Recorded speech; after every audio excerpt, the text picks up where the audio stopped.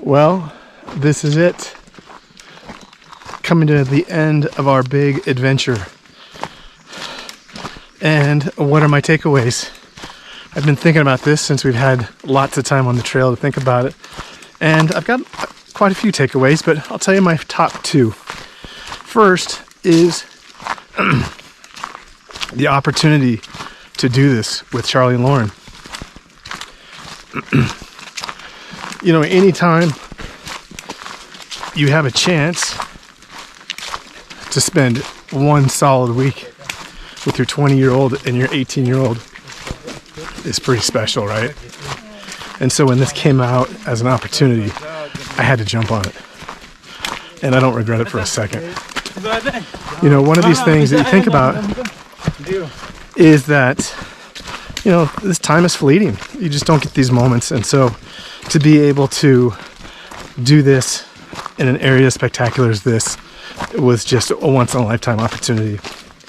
You know, and I think it also brought the best out of them as well. And, you know, two things. One of them, Charlie, was amazing.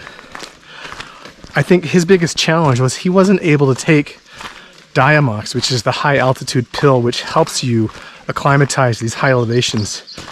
And so it was a big question whether or not he was going to be able to make it to the top of this mountain.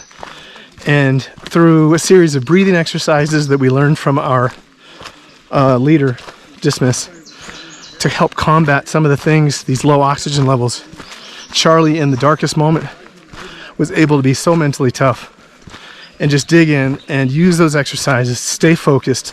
And I'm telling you what, he was the leader on the mountain. And the night that we did the summit was brutal. It was 20 degrees. It was the middle of the night with headlights. The wind was blowing. I mean, we were so far out of our comfort zone. It was nothing that I don't think any of us bargained for. I think we thought it was going to be hard, but none of us realized it was going to be that hard. And Charlie was able to just pull within himself, be mentally tough. He really led me up that mountain. I think the roles were reversed. I was following him up the whole time. He became the leader. I became the one behind him as he helped me get up the mountain, and I couldn't have done it without him. And he was right behind Lauren, pushing her up, I should say, as well. And you know, I think this whole trip brought the best out of him as well. He was so engaged with our guides, so engaged with the people, asking questions about their culture, asking questions about their personal. It really was in his element to show his best stuff. He was fantastic. And then as I think about Lauren, I mean, this is her happy spot. It was clear as day.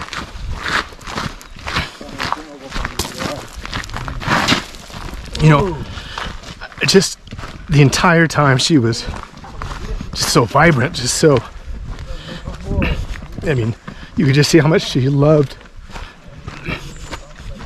having a pack on her back and just being out here. I mean, it's so clear that this is just kind of who she is. There was a moment when we were on the mountain, I mean, and it was just rough.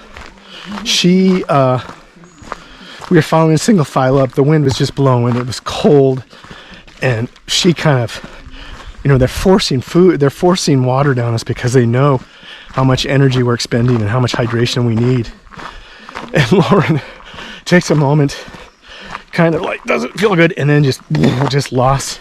She just threw up, lost her lunch, and just, it was a moment of watching this transpire from behind. I'm like, oh man, this is a legit dangerous kind of situation. I mean, we're on the side of this mountain, and Lauren just basically takes her mouth, wipes her mouth off, and goes, oh, okay, let's go. I mean, she's a badass, and she is tough as nails, man.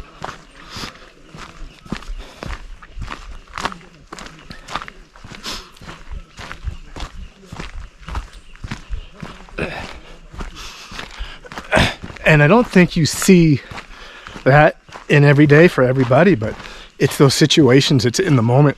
It's in those dark times where you either got it or you don't. And this girl's got it. So my first takeaway is how lucky I am to get to spend this time with them. You know, and then the second takeaway is, I'll try to get a little composure here. The second takeaway is for me, right? I mean, I'll be 55 in a couple weeks. Most of my years are behind me, not ahead of me. And so, you know, I had a question when this opportunity came up.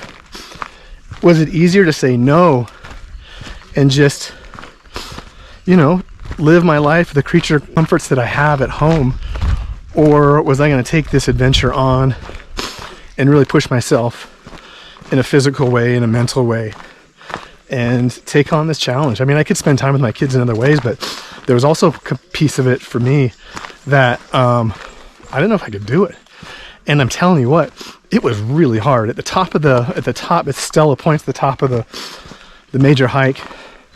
I mean, I was more physically and mentally exhausted than I've ever been in my entire life. Easy, I can say that easily. And, you know, I did it.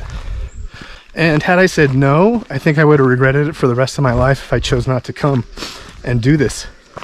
And so, you know, the hours of preparation and the training that I did for the 3 months to get my body in shape for this was, you know, I feel proud about it. So in the end, it was something that I think I'll take away for the rest of my life, knowing not only that we had this great adventure together, but when these opportunities maybe in different ways come about, I can draw upon this trip and really take from it that I still can do this stuff, right? I might be a little more sore and a little more tired and maybe not as fast, but you know what? We can still make this happen. So it was, you know, kind of a transformational moment for me. And I feel like it was one of the highlights of my life without it. So those are my two main highlights. I would say there's tons of other ones as well. One of them is just the beauty of Kilimanjaro National Park and the country. It's spectacular, right? To be able to go from rainforest to highlands to moorlands to this Arctic topography in one mountain is, I think, unmatched. It's just really, really amazing. And we saw it all.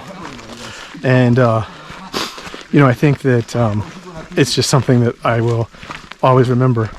The porters, I mean, they work their ass off. It is a job. These guys are workhorses, man. I just have ultimate respect for them. You see them passing behind me. And, you know, we're going up there with our perfect boots and our perfect equipment. These guys are going up there with tennis shoes and anything they can throw together, and they are fast. And they are carrying 50 pounds, 60 pounds. They're amazing. You know, Dismas, our leader, was incredible. You know, English was perfect. His mountain knowledge was amazing. He could talk about European politics. He could talk about oil exploration in Nigeria. He was a fascinating guy. And he was the expedition leader, I think, of one of the best companies here. He's there for a reason. So, but, you know, these and many other things are those things that, that I'll take away from this. And I don't know, it was a trip of a lifetime. And it was an adventure that I think hopefully will have a deep impact on Charlie and Lauren. It certainly did on me. And one that we'll be able to look back on with great memories. So anyways, that's my take for our trip to Mount Kilimanjaro.